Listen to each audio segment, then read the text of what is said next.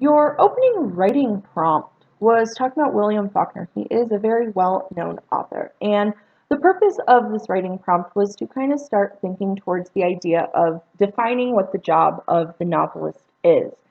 And poetry and short fiction are much tighter literary forms than a novel, and therefore require a writer to use words more sparingly or economically than a novelist would.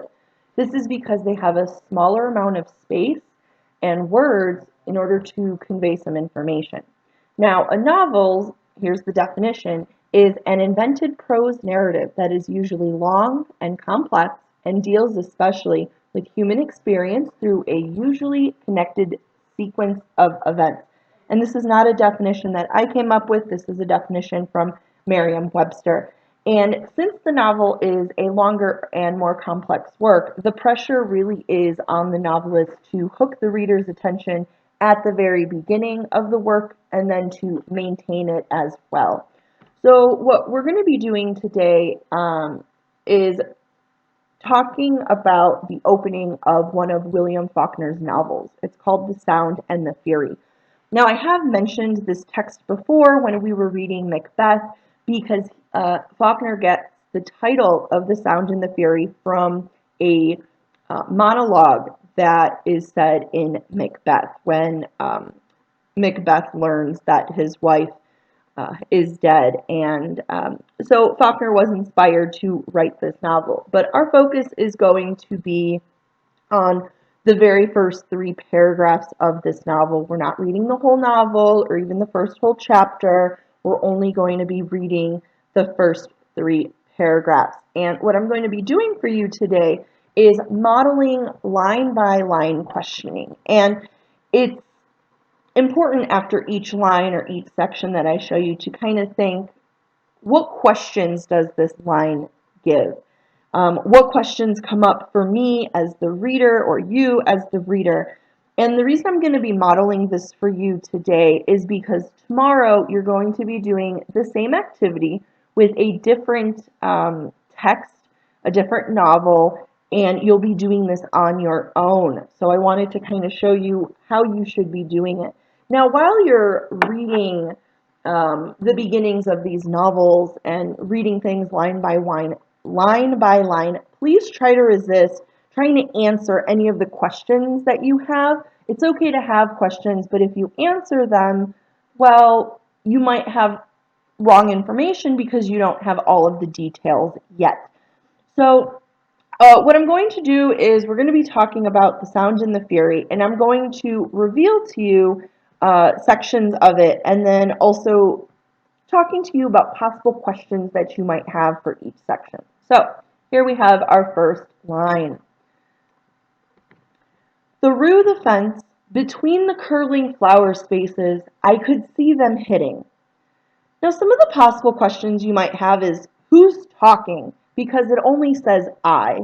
And it says, is there a fight? Because we have the keyword hitting. And it also says curling flower spaces. And this is really a strange use of language. So is English the narrator's first language?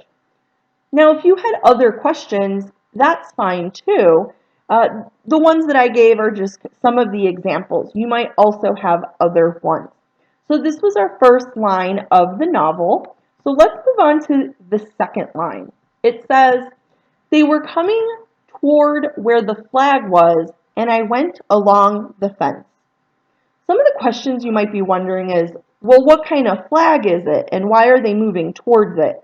And is the narrator following their movements? Is he with the group? We're not really sure of anything at this moment because it's very vague. We use pronouns such as they and I, so we don't know much about the characters. So I want to reveal the rest of the first paragraph, and it is quite long. It says, Luster was hunting in the grass by the flower tree. They took the flag out, and they were hitting. Then they put the flag back, and they went to the table, and he hit, and the other hit. Then they went on, and I went along the fence.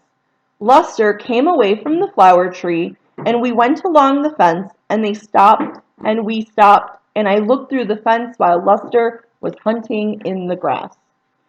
Now, our first question, of course, is who is Luster? Because this is the first character that we're meeting who actually has a name. And what is he looking for in the grass? Um, and then you might also be thinking, what are they hitting? Because it keeps referring back to using that word, hitting, hitting, hitting.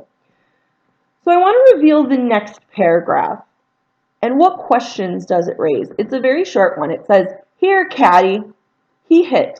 They went away across the pasture. I held to the fence and watched them going away. And you start to wonder who said, "Here, Caddy." And then you wonder, well, who is Caddy? Is it someone's name? Why isn't it capitalized? Or is it a title that's given to someone? And why are they in a pasture? Is there a farm on the other side of the fence, a meadow, or something similar to that? We're starting to get a lot of questions, but we're also getting some answers at this point. And I want to reveal the last paragraph. So we have, "Listen at you now," Luster said. "Ain't you something? 33 years old, going on that way. After I done went all the way to town to buy you that cake, hush up that moaning. Ain't you going to help me find that quarter so I can go to the show tonight?" And the possible questions that you have is, why doesn't or why does the narrator not sound like a 33-year-old person? And what's the relationship between our narrator and Luster?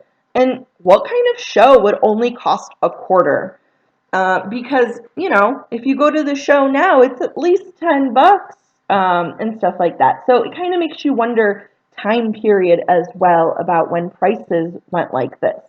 Now, as you're reading each line or each section that I showed you, we had these questions. And now that we've read through all of it and kind of asked our questions, I'm going to be asking you to read through the entire chunk of text. I promise it's not very long. And I have some questions for you.